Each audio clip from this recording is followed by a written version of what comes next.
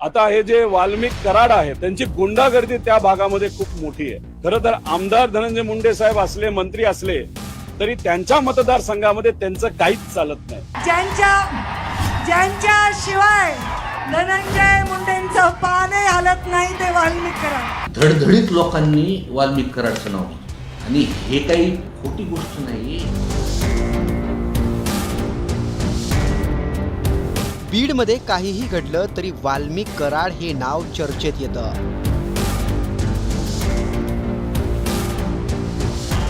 बीडच्या मरळवाडीचे सरपंच बापू आंधळेंचा मर्डर झाला। आरोप वाल्मिक कराडांवर झाला। आता मस्साजोगचे सरपंच संतोष देशमुख यांचं अपहरण आणि खून झाला। याही वेळी आरोप वाल्मिक कराडांवरच झाला। वाल्मिक कराड हे नाव सध्या राज्यभर गाजतंय। संतोष देशमुख हत्या प्रकरणात त्यांच्यावर गुन्हा दाखल झाला म्हणून त्यांचे समर्थक आक्रमक झाले। त्यांच्या समर्थकांनी थेट वी सपोर्ट वाल्मिक कराड असं म्हणत बीडमध्ये मोर्चाही काढला।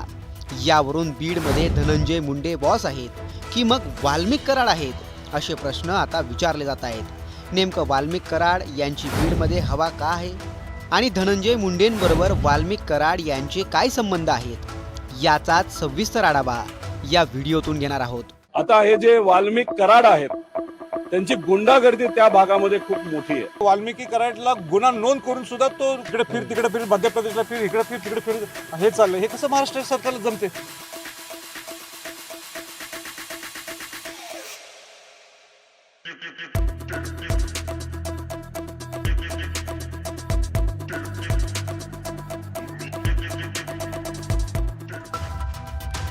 मस्साजोगचे सरपंच संतोष देशमुख यांचं अपहरण आणि हत्या प्रकरणात वाल्मिक कराड हे नाव समोर आलं। याआधीही बीडमध्ये मरळवाडीचे सरपंच बापू आंधळे यांच्या मर्डर प्रकरणात वाल्मिक कराड यांचंच नाव समोर आलं होतं।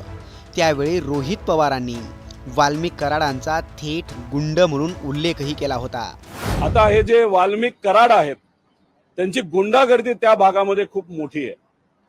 खरं तर आमदार धनंजय मुंडे साहेब असले, मंत्री असले तरी त्यांच्या मतदारसंघामध्ये त्यांचं काहीच चालत नाही। चालतं जर कोणाचं असेल तर वाल्मिक कराडचं चालतं।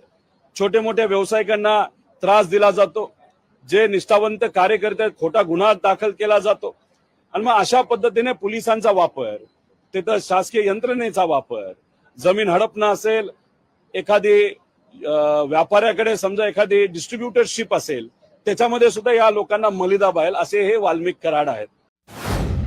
परळीत धनंजय मुंडे चेहरा आहेत आणि खरे मास्टर माइंड वाल्मिक कराड आहेत असा आरोपही त्यावेळी रोहित पवारांनी केला होता। त्यामुळे ह्या वाल्मिक कराडांची जी दहशत आहे ती आता धनंजय मुंडे साहेबांच्या हाताच्या बाहेर गेलेली आहे।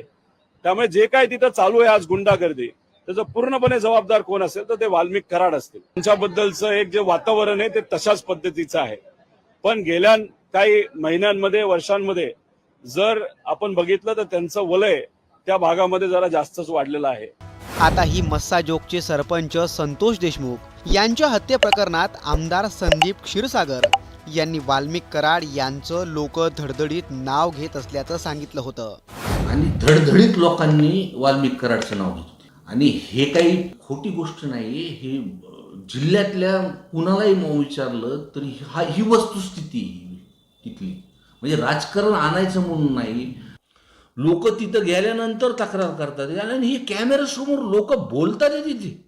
तुमच्या कॅमेऱ्यामध्ये वाल्मिक कराडचं नाव लोक बोलताना आलेले तिथं आणि सगळ्यांना परत कॉल रेकॉर्ड जर काढले, ह्याचा तपास जर व्यवस्थितपणे प्रशासनाने केला, ते लहान मुलांचं ते लपाछपीच्या डावासारखं जर प्रशासनाने केलं तो विषय नाही। तुम्हाला मी सांगतो सत्याच्या 100% बाहेर ह्याच्यामधलं मास्टर माइंड निघणार बाहेर। आता धनंजय मुंडे आणि वाल्मिक कराड यांचे नेमके संबंध काय तेही पाहूयात। बीडमध्ये धनंजय मुंडेंची सावली म्हणून वाल्मिक कराडांची ओळख आहे।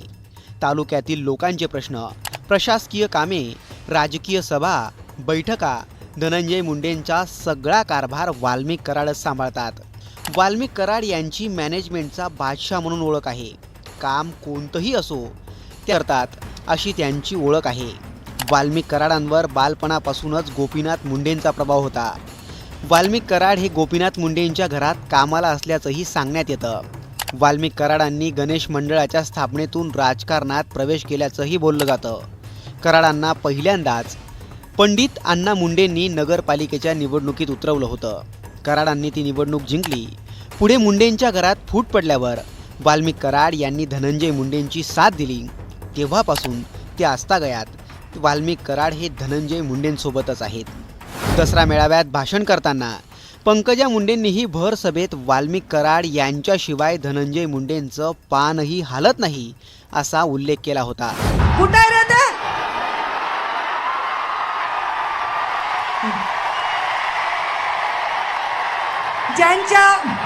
ज्यांच्या शिवाय धनंजय मुंडेंचं पानही हालत नाही ते वाल्मिक कराड. यावरून धनंजय मुंडे आणि वाल्मिक कराड हे निकटवर्ती आहेत हे स्पष्ट होतं. पण बीडमध्ये वाल्मिक कराड यांचंही एक स्वतंत्र वलय पाहायला मिळतं. संतोष कदम यांच्या हत्येप्रकरणात वाल्मिक कराड यांच्यावर खोटा गुन्हा दाखल करण्यात आला असा दावा करत त्यांच्या समर्थकांनी थेट मोर्चा काढल्याचंही पाहायला मिळालं. वाल्मिक अण्णा कराड यांच्यावर दाखल झालेला गुन्हा हा कुठंतरी स्वतःवरून स्वर्ग गाठण्याचा प्रयत्न झालेला आहे. अशा पद्धतीनं गुन्हा दाखल करणं हे चुकीचं आहे. त्यांच्यावर दाखल करण्यात आलेला हा जो गुन्हा आहे हा परत घ्यावा. वाल्मिक कराड यांना बदनाम करण्याचं षडयंत्र जे चालू आहे हे अत्यंत खोटा गुन्हा त्या ठिकाणी त्यांनी दाखल केलेला आहे. हे खोटा गुन्हा मागे घेऊन जे मारेकरी आहेत त्यांना एक कडक शिक्षा करण्यात यावी. वाल्मिक कराडांवर दाखल केलेले गुन्हे खोटे आहेत असं म्हणत वाल्मिक कराड यांचे समर्थक आक्रमक झाल्याचं पाहायला मिळालं. यावरून बीडमध्ये धनंजय मुंडे बॉस आहेतच, पण वाल्मिक कराडांचीही तितकीच हवा आहे असंही बोललं जातंय. त्याच वाल्मिक कराडांचा सरपंच हत्ये प्रकरणात नेमका संबंध काय, किंवा त्यांचे समर्थक म्हणतात त्याप्रमाणे त्यांच्यावर खोटे गुन्हे दाखल केले गेलेत का, हे पोलीस तपासातून निष्पन्न होईलच.